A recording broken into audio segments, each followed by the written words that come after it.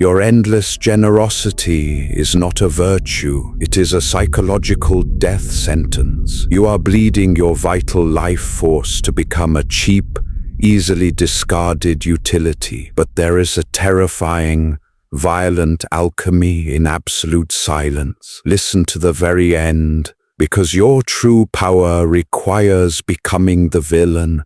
I once watched a man completely dismantle a room without uttering a single syllable. It was an unsettling, almost terrifying display of psychological dominance. Yet it was profoundly beautiful. He was not physically imposing. He carried no weapons of status or loud authority. Yet when a bitter, explosive conflict erupted around him, when everyone else frantically raised their voices, desperately bleeding out their energy to secure validation and prove their righteousness, he simply retreated into a profound, impenetrable stillness. He withdrew his presence entirely, and in that terrifying, absolute void of his absence, the entire atmosphere violently shifted to accommodate him. The desperate noise of the room choked on its own friction. He shattered the conventional, pathetic lens through which we view strength. We are force-fed the lie that power is dominance, that strength is sheer volume, and that influence belongs to those who can relentlessly outspeak their opponents. But as I watched him, I realized a deeper, older, and far more dangerous truth. Absolute power lies not in the frantic grasp for attention, but in the ruthless mastery of absence. Myth Eryndor warmly welcomes you. If you are ready to uncover the hidden mechanics of the human mind and stop bleeding your vital life force for those who do not value it, I ask you to subscribe to this channel right now, supporting our sanctuary so that we may continue to bring these deep, necessary psychological truths to light. I speak of this immense power not as a mere observer, but as a casualty who had to claw his way out of the very opposite extreme. We live in an era that has engineered a silent, devastating psychological plague, the trap of emotional availability. I know the steel jaws of this trap intimately because I spent years agonizingly caught inside them. I was the quintessential people pleaser, a man hollowed out by the desperate, toxic belief that my worth was inextricably bound to my endless utility to others. Society maliciously conditions us to equate hyper-availability with moral purity. We are indoctrinated to believe that a good partner, a loyal friend, or a dedicated worker is one who is perpetually reachable. We live in a state of chronic, vibrating anxiety, rushing to answer messages within seconds, paralyzed by the terror that a delayed response might be branded as a lack of devotion. We willingly chain ourselves to the chaotic, unregulated minds of those around us, transforming our sacred inner worlds into radioactive, emotional dumping grounds. I remember the endless nights lying awake in the dark, my body humming with a profound, sickening fatigue. I had given away every last drop of my mental clarity to solve problems that were never mine to carry, sitting through hours of toxic complaints from people who possessed absolutely no intention of healing their own lives. This unbearable agony forces us to confront a harsh, undeniable psychological law, the paradox of value. In the cold mechanics of economics, the law of supply and demand is absolute. When a resource becomes infinitely abundant, its value plummets to zero. I discovered, through sheer heartbreak, that the human psyche operates on this exact same brutal principle. When your time, your emotional labor, and your presence are unconditionally handed over to anyone who demands them, you inadvertently strip yourself of your own soul's intrinsic worth. You devolve from a sovereign, independent individual into a cheap, easily discarded commodity. You become a free utility, an emotional convenience store with shattered locks and no closing hours, and the darker aspects of human nature will always mercilessly exploit that which is free. When you are eternally present, your presence fundamentally ceases to be a gift. It morphs into a baseline expectation, and the very moment your presence becomes an expectation, your boundaries will inevitably and repeatedly be violated. Carl Jung, the pioneer of the deep unconscious, offered a perspective that brutally shatters this always-on martyrdom. From a Jungian standpoint, this obsessive, frantic need to be emotionally available is rarely born of genuine love or altruism. If we are brave enough to be brutally honest with ourselves, we must admit that it is a sickening form of self-abandonment. When we perpetually sacrifice our own peace to placate the relentless demands of the collective, we are not displaying kindness. We are displaying a fragile, shattered ego begging for external validation. Jung understood that in overextending ourselves, we don a thick, suffocating mask, a persona meticulously designed to appease the world. We eagerly play the intoxicating role of the selfless savior or the perfectly nice guy because we are absolutely terrified of sitting in the silence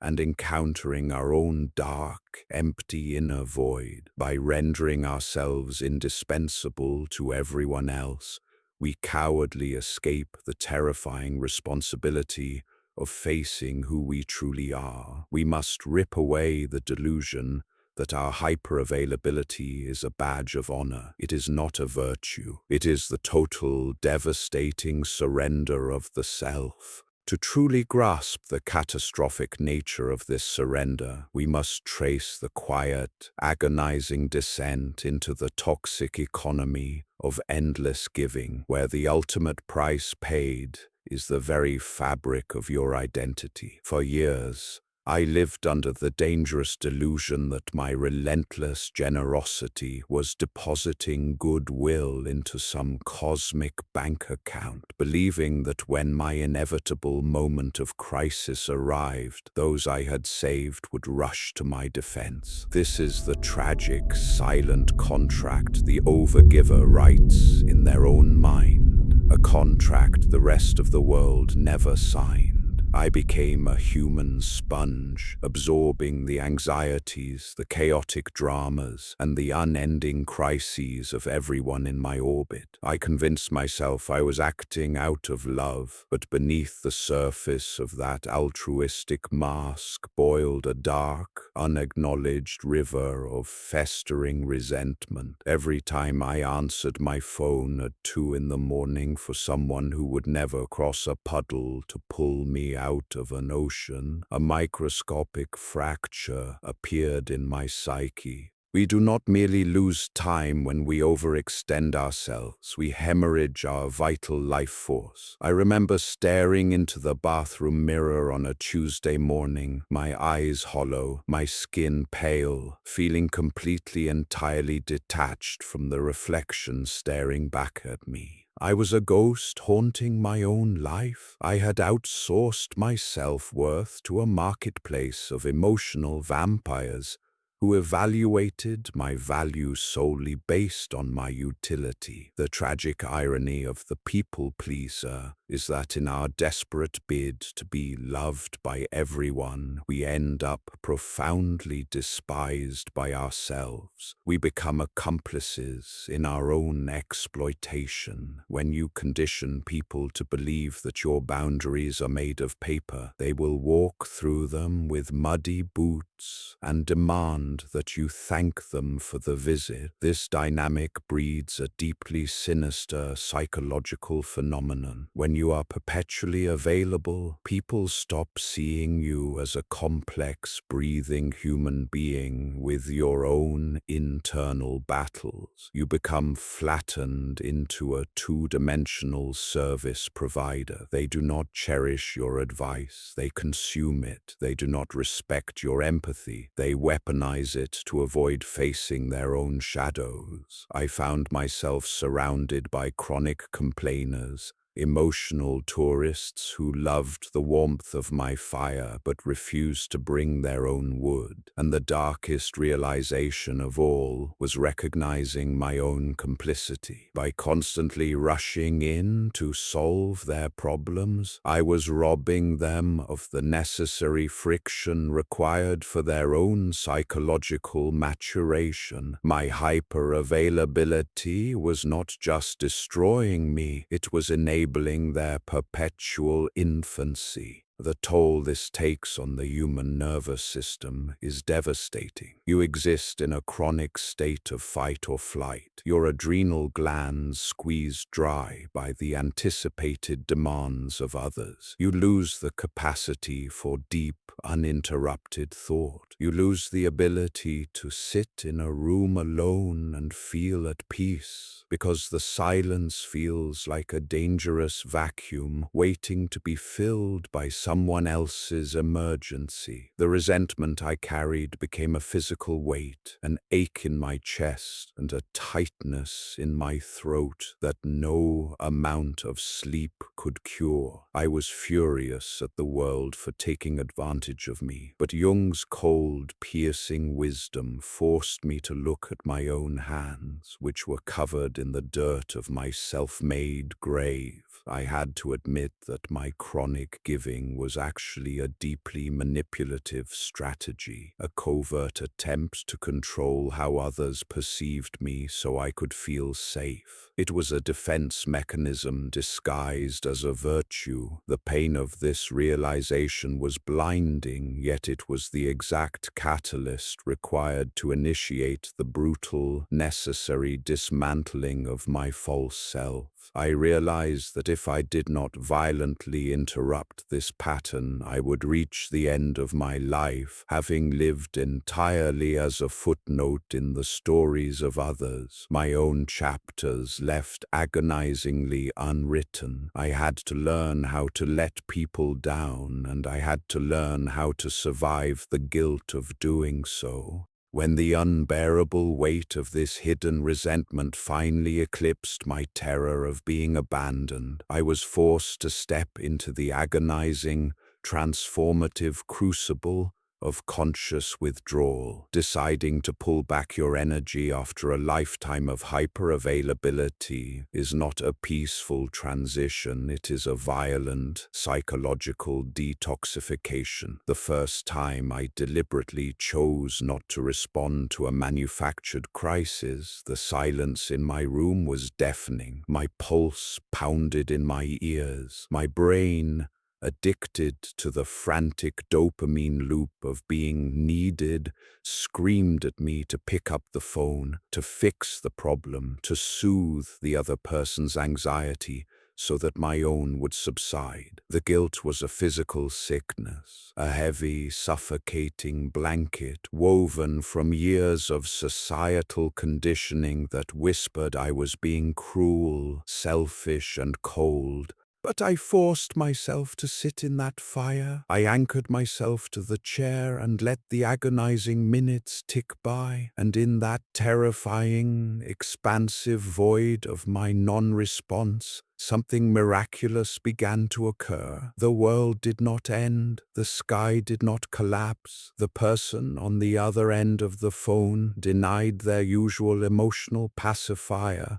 was forced to confront their own reflection. This is the profound alchemy of silence. It acts as a flawless, unyielding mirror. When you abruptly remove your energy from a toxic dynamic, the other person is suddenly left alone with the echoes of their own chaos. You are no longer there to absorb their projections, to dilute their toxicity, or to validate their dysfunction. Without you acting as their emotional landfill, they choke on their own emotional debris. The reactions to my newfound absence were deeply revealing, exposing the raw, ugly truth of my relationships. Those who truly loved me, those who respected the sovereignty of my soul, adjusted seamlessly. They respected the boundary. They understood that my distance was not a punishment, but a necessary recalibration of my own spirit. But the parasites,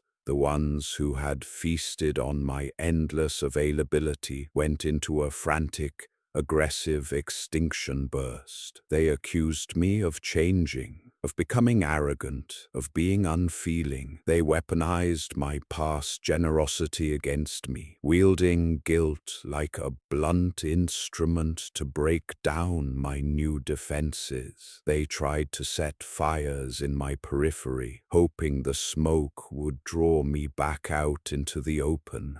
Watching this play out from a place of stillness was the most empowering experience of my life. I saw clearly for the first time that their anger was not born of lost affection, but of lost control. They were not mourning the loss of a friend. They were raging at the malfunction of a tool. By holding my silence, by refusing to engage in the chaotic dance of justification and defense, I stripped them of their power. You cannot argue with a void. You cannot manipulate an empty room. When you withdraw, you starve the vampiric ego of the friction it desperately requires to survive. I learned that absence is not empty. It is fiercely, densely populated with your reclaimed energy. Taking space is an act of extreme psychological violence against the false persona you once wore. It requires you to grieve the comforting illusion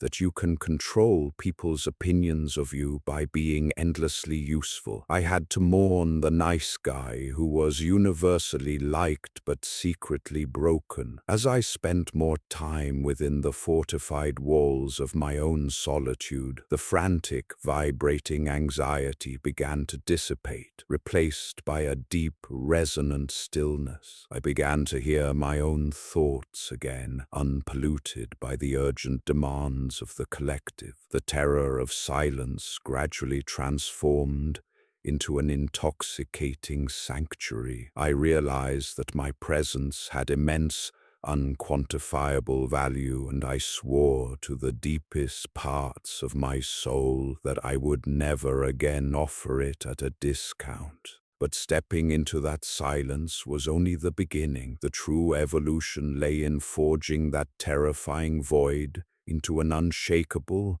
permanent architecture of personal boundaries. The mastery of absence is not a passive retreat, nor is it the cowardly act of stonewalling or ghosting out of spite. It is an active, highly disciplined philosophy of energy allocation. It is the conscious, calculated decision to govern your inner kingdom with an iron will, determining exactly who is granted an audience and who is left outside the gates. To build this architecture, I first had to annihilate the deeply ingrained habit of over-explanation. For years, whenever I dared to say no, I would instantly bury the boundary under a mountain of apologies, justifications, and detailed excuses. I was terrified of being misunderstood, pleading with the other person to accept my refusal without being angry at me. What I did not realize was that every time you over-explain a boundary, you are subconsciously signaling that the boundary is up for negotiation. You are handing the other person the tools to dismantle your no. True power requires none of this pathetic scrambling. I began practicing the art of the unadorned, unapologetic refusal. I am unavailable for this. I do not have the capacity for this right now. No softening, no desperately seeking permission to protect my own peace. The moment you stop justifying your right to exist on your own terms, you project an aura of absolute, terrifying sovereignty. This mastery extends into the digital realm, the modern battleground of our attention. We are tethered to devices that demand our immediate surrender to every ping and notification, transforming us into reactive, twitching servants to the agendas of others. I violently severed this leash. I turned off notifications. I stopped carrying my phone from room to room like a vital organ. I established a radical new baseline. My response time is dictated by my peace, not by your urgency. By intentionally delaying my responses, by allowing messages to sit in the dark for hours or even days, I re-educated the world on how to interact with me. I communicated without typing a single word that my time is rare, expensive, and exclusively mine to distribute. Furthermore, mastering absence means learning how to physically and emotionally vacate a space when the energy degrades, when a conversation spirals into toxic gossip, when someone attempts to pull you into the chaotic vortex of their unhealed trauma drama. You do not need to announce your departure or win the argument. You simply remove your attention. You withdraw your eye contact. You let their frantic words fall onto deaf ears, refusing to provide the energetic currency they are trying to extract from you. This is the application of the psychological gray rock, becoming so utterly unresponsive, so devastatingly boring to their toxic triggers that they naturally detach and seek their feed elsewhere. You must cultivate a deep, almost frightening comfort with being the villain in someone else's unexamined narrative. People will inevitably misunderstand your boundaries. They will project their deepest insecurities onto your silence, framing your self-respect as an act of hostility. You must let them. The desperate need to be universally understood is the final, lingering ghost of the people-pleaser. True mastery of absence means you no longer care to correct their script. You allow them to hold whatever distorted perception of you they require to protect their own fragile egos, knowing that their perception has absolutely zero bearing on your reality. You must cultivate a deep, almost frightening comfort with being the villain in someone else's unexamined narrative. People will inevitably misunderstand your boundaries. They will project their deepest insecurities onto your silence, framing your self-respect as an act of hostility. You must let them. The desperate need to be universally understood is the final, lingering ghost of the people-pleaser. True mastery of absence means you no longer care to correct their script. You allow them to hold whatever distorted perception of you they require to protect their own fragile egos, knowing that their perception has absolutely zero bearing on your reality. The social landscape of my life underwent a brutal, magnificent cleansing. The emotional vampires, the perpetual victims, and the manipulators fell away entirely, starved of their precious oxygen. In their place, a new caliber of human being emerged. When you operate from a place of absolute sovereignty, you repel parasites, but you attract other sovereigns. You draw in people who respect boundaries, who speak the language of personal responsibility, and who do not require you to bleed in order to prove your loyalty. These connections are rare, but they are forged in the fires of mutual respect rather than mutual codependency. We must fundamentally rewrite the narrative of power in our modern world. True strength is not the ability to dominate a conversation, to be everywhere at once, or to be the ceaseless, hyper-available savior of the masses. That is the behavior of the anxious, unintegrated mind. True, terrifying, absolute strength is the ability to stand entirely alone in the dark, to observe the frantic chaos of the world, without feeling the slightest compulsion to fix it. It is the realization that your highest duty is not to the comfort of the collective, but the ruthless preservation of your own soul. Let the world label you as cold. Let them mourn the loss of the compliant, easily manipulated version of you that they found so convenient. Their disappointment is the beautiful, ringing sound of your chains hitting the floor. Embrace the void, cultivate your absence, build the high walls around your inner kingdom, and guard the gates with a terrifying, unapologetic ferocity. Only then will you step entirely out of the trap of emotional availability, reclaiming the profound, dangerous power that was always yours to wield. You are not here to be a utility. You are here to be sovereign. Profound lesson learned. Your worth is not measured by your utility to others, and your hyper-availability is often a defense mechanism disguised as a virtue. True strength is not found in being the ceaseless savior of the masses, but in having the terrifying courage to let others face their own shadows while you fiercely protect your inner peace. Absence and silence are not acts of cruelty. They are essential tools of energetic preservation that strip away manipulation and reveal the raw, underlying truth of your relationships. How to apply this to your life? Stop over-explaining your no.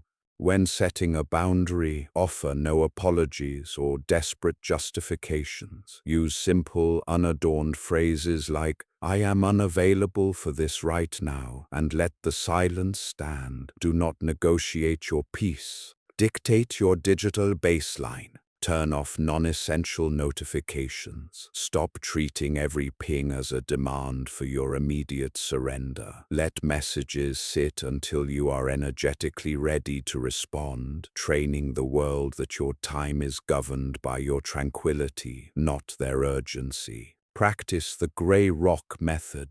When someone attempts to pull you into toxic gossip or unhealed emotional chaos, physically and energetically withdraw. Give brief, monotone answers. Become utterly uninteresting so they are forced to detach and look elsewhere for their emotional supply. Survive the guilt of being the villain. Accept that people will misunderstand your new boundaries and weaponize your past generosity against you. Let them. Allow them to hold whatever distorted perception of you they need to protect their fragile egos. Their narrative is no longer your responsibility to correct. What is one boundary you know you need to set this week but have been too afraid to enforce? Please take a moment to share your thoughts in the comments below. Reading your perspectives helps us all learn from one another and builds a community of mutual strength and understanding. If this message resonated with you and you are ready to reclaim your personal power, please subscribe to the channel. Your support gives us the immense motivation to keep creating deep, transformative content for you.